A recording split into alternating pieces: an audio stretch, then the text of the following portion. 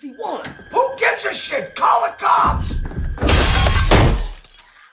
For nearly 5 decades, Michael Myers has stalked the shadows of pop culture. He's the faceless embodiment of evil that defined modern horror. However, 2022's Halloween Ends seemed to bring about his ultimate demise. Fans have been left asking one burning question: what the hell happened to Michael Myers? From rebooted timelines to secret studio plans to the subsequent rumored resurrection of the Shape himself, it turns out the boogeyman might not be as dead as we think. In this deep dive, we're breaking down everything we know about the fate of Michael Myers, the behind-the-scenes chaos at Blumhouse, the rights tug-of-war after Halloween Ends, and the mysterious new project reportedly being developed under Miramax's watch. Whether you loved or hated David Gordon Green's trilogy, the truth is, horror icons don't stay buried for long. So grab your William Shatner mask, sharpen your kitchen knife, and let's uncover what's next for the most infamous slasher in cinema history. Oh, but before we get into things, we have a very small request. If you like our content, please support us by subscribing to the channel. It's a small click for you, but for us, it means an awful lot. Thank you. Let's begin.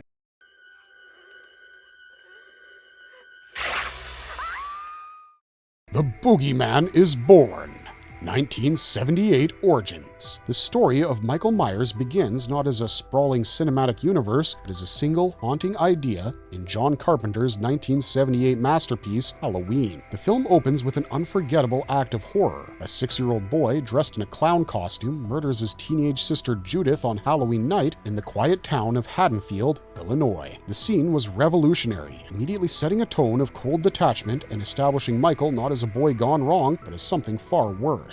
His psychiatrist, Dr. Sam Loomis, played with urgent conviction by Donald Pleasance, describes him not as a man, but as purely and simply evil. That line would set the tone for the entire franchise. Loomis's obsessive pursuit of Michael added a moral spine to the chaos, positioning him as both hunter and prophet, warning anyone who would listen that the boogeyman was real. Carpenter's decision to portray Michael as almost supernatural, the Shape, rather than a psychologically complex killer, gave him mythic resonance. He wasn't explained, he was fear itself. Beneath the simplicity, Halloween hinted at something more profound. Carpenter and co-writer Deborah Hill didn't view Michael as insane, they saw him as a mythic figure, the unknowable presence that haunts every community. That's why he's credited not as Michael Myers in the script, but as the Shape. The idea was to make him less a man and more a symbol, a kind of American folklore monster, the suburban equivalent of Dracula or the Wolfman. His lack of motivation made him scarier. He didn't kill out of trauma or vengeance, he killed because evil exists. It was Carpenter's reflection of a society that tries to rationalize violence but simply can't. Carpenter's minimalist filmmaking was key to creating that effect. Working on a shoestring budget of about $300,000, he shot the film in Pasadena, California, using simple lighting and a haunting synth score that he himself composed. The blank white mask stripped Myers of humanity. He could be anyone, anywhere, the faceless killer behind you in the dark. Cinematographer Dean Cundy's use of shadows and the Steadicam gave Michael an eerie floating presence. The audience felt as if you were watching them. The visual language of lurking dread became foundational to modern horror. Resurrection and the Cult of Thorn, 1988 to 95. By the late 80s, Michael Myers had already cemented himself as horror's most relentless slasher, but the Halloween franchise itself had fractured. After the detour of Halloween 3 Season of the Witch in 1982, which abandoned Myers altogether, fans demanded the return of the Shape. In 1988, Halloween 4, The Return of Michael Myers, revealed that Michael had survived the fiery hospital explosion at the end of Halloween 2. Comatose but alive, he awakens upon hearing that Laurie Strode, his original target, has died, leaving behind a young daughter, Jamie Lloyd. In an instant, his murderous purpose reignites. The film also reintroduced Donald Pleasance's Dr. Sam Loomis, scarred but undeterred, once again on Michael's trail. The tone of Halloween 4 was less mysterious than Carpenter's original and more rooted in brute force, showing Myers as a silent juggernaut tearing through Haddonfield in pursuit of his bloodline. The sequel was a box office hit and revitalized the brand. Still, its ending, with Jamie stabbing her foster mother in a chilling echo of Michael's first murder, hinted at a psychological twist that the studio quickly dropped. Halloween 5, The Revenge of Michael Myers, 1989, reversed Jamie's transformation, showing her as a traumatized mute child with a psychic connection to her uncle. Although this telepathic bond was never fully explained, it marked the series' first attempt to introduce supernatural elements. It was here that mysterious symbols, cloaked figures, and cryptic tattoos started to appear, foreshadowing the eventual Cult of Thorn mythology. Halloween: The Curse of Michael Myers arrived in 1995, leaning the franchise fully into the occult. The movie attempted to explain decades of carnage through a bizarre revelation. Michael wasn't just an unstoppable killer, he was also cursed. According to the film's lore, the Cult of Thorn, a secret druidic sect, had placed a supernatural mark upon Michael as a child. This Thorn curse compelled him to kill his family members to protect his community from a greater evil. It was an ambitious effort to rationalize the inexplicable, turning Michael from a force of pure evil into a victim of ancient magic.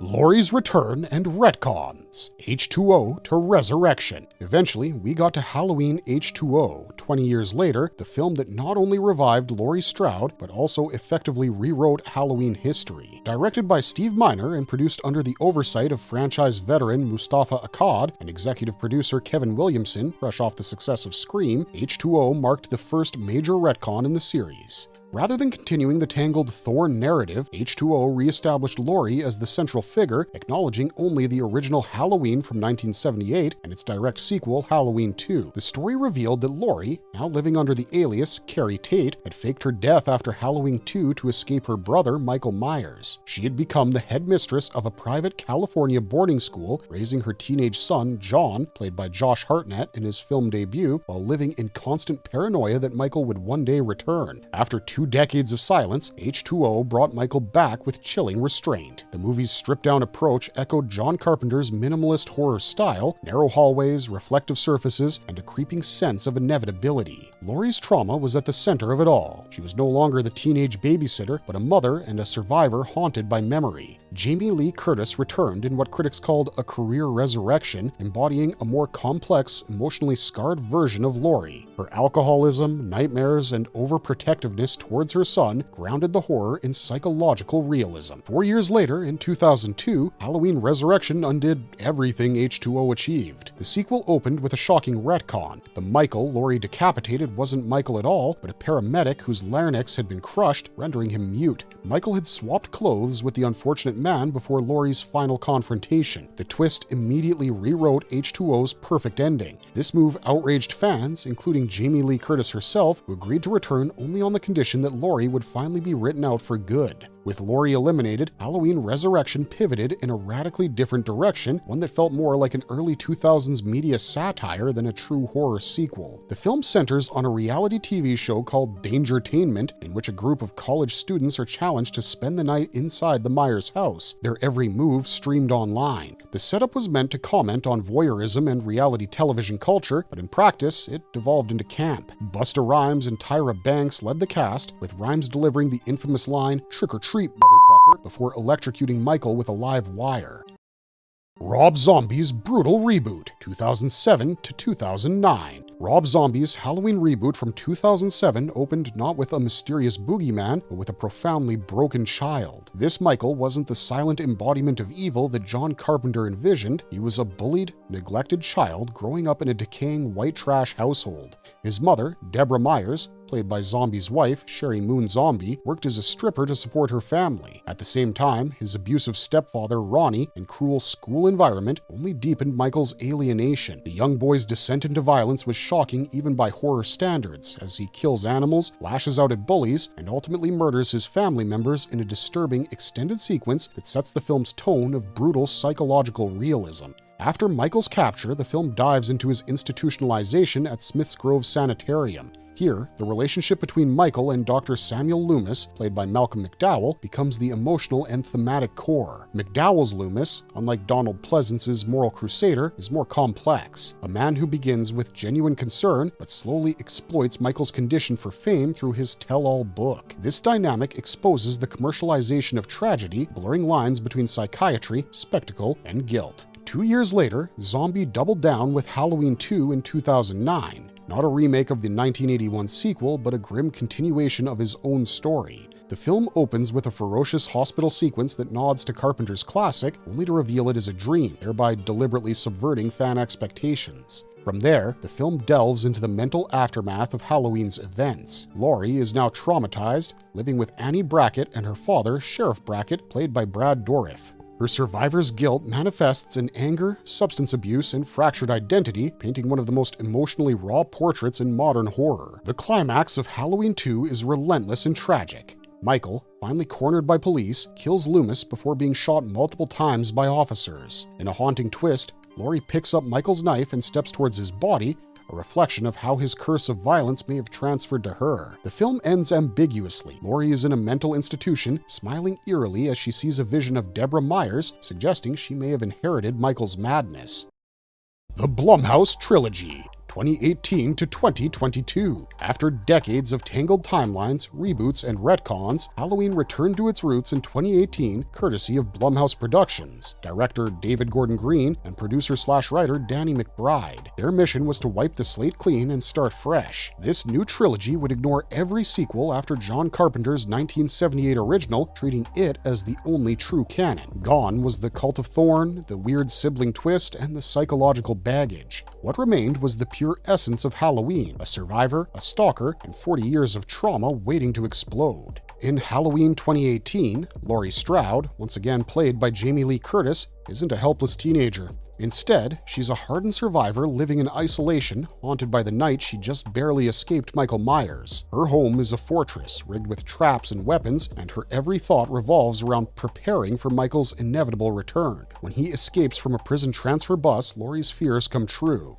The film reframes Michael as a force of nature, silent, relentless, and disturbingly human. When Laurie finally traps Michael in her burning basement, the moment feels cathartic, with 40 years of pain condensed into fire and fury. 2021's Halloween Kills shattered that closure. Picking up immediately after the first film, it delivered a blood-soaked descent into chaos. Michael emerges from the flames and slaughters the entire fire crew in one of the most brutal sequences in the franchise. The sequel broadens the scope around Laurie, focusing on Haddonfield itself, a town infected by fear and rage. Evil Dies Tonight becomes the ironic rallying cry as vigilantes hunt the wrong man, exposing the absolute horror of mob mentality. The film doubles down on Michael's supernatural endurance. Stabbed, beaten, and shot repeatedly, he still rises. Green described him as not immortal, but something that transcends death through fear. Each kill strengthens his myth, feeding the idea that Michael isn't just a man, but a symbol. The tone of Kills is nihilistic. Victory feels impossible, and the brutality is almost operatic. By the film's end, Michael murders Karen in Laurie's old house, standing in the same spot where he killed his sister Judith decades earlier. Then, in 2022, came Halloween Ends, the most divisive entry of the trilogy. Instead of opening with Michael on a rampage, it starts with a shocking prologue about Corey Cunningham, a young man whose accidental killing of a child turns him into Haddonfield's new outcast. The town, still haunted by Michael's legend, projects its evil onto Corey. When he later encounters a weakened, reclusive Michael living in the sewers, a twisted mentorship begins. Corey becomes a reflection of Michael, angry, alienated, and ultimately doomed. In the film's final act, the spotlight returns to Laurie and Michael one last time. Laurie, seemingly at peace after writing a memoir about survival, is forced to confront her nemesis in a brutal kitchen showdown. Their fight is grounded and human. Laurie uses her experience to outwit Michael, pinning him to the table with knives and finally slitting his throat and wrists. Yet,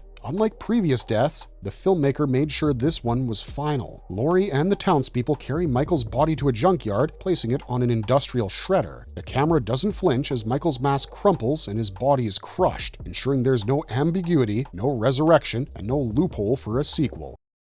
So, is he finally dead? Legacy and symbolism. Ever since John Carpenter's original 1978 masterpiece, Michael Myers has never been just another masked killer. He was deliberately stripped of humanity. His blank, pale mask and silent demeanor turned him into something less than a man and more like a force of nature. Carpenter even credited him in the film as the Shape, reinforcing the concept that what stalks the streets of Haddonfield isn't flesh and blood, but pure malevolence given form. That idea carried through every reboot and retelling, whether he was cursed by a cult, reborn by trauma, or explained through psychology. In every incarnation, one thing remained constant. Michael was the physical avatar of evil itself. In Halloween Ends, Haddonfield itself becomes a character. The townspeople are tired, paranoid, and consumed by the myth of Michael Myers. Every crime, every act of cruelty, every whisper of violence gets tied back to him somehow.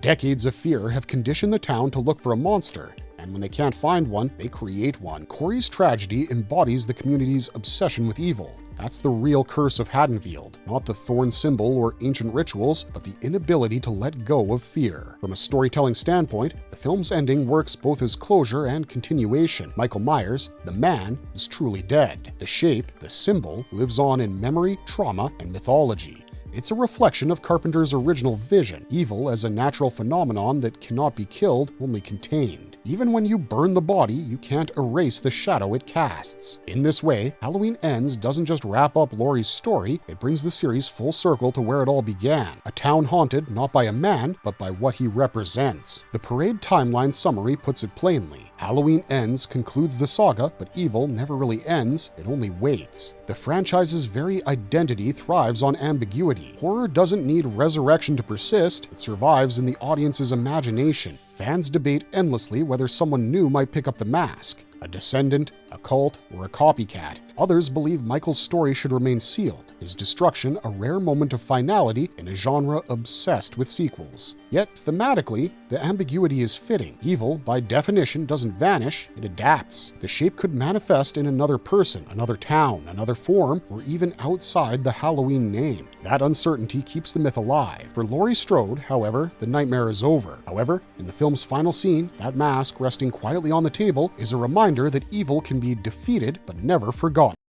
Marvelous verdict. Over the decades, Michael changed with the times, yet his impact never dulled. The 80s turned him into a pop icon alongside Freddy Krueger and Jason Voorhees. The 90s tried to humanize him through the Cult of Thorn storyline, turning his evil into something passed down through ritual and bloodlines. The 2000s saw Rob Zombie's raw, gritty vision, one that asked whether monsters are born or made. And finally, the Blumhouse trilogy brought everything full circle, returning Michael to his roots as an unstoppable inhuman force for one last dance between predator and survivor. If Halloween Ends truly marks the last time we'll see Michael Myers on screen, then it's more than just the finale of a horror series, it's the end of a 45-year cultural phenomenon. Michael wasn't just another slasher villain, he was the blueprint. From his silent walk to his chilling mask and emotionless eyes, he became the embodiment of fear itself, a figure who could walk through fire, bullets, and time without ever changing pace. His story began as a low-budget experiment in 1978 and evolved into a generational myth,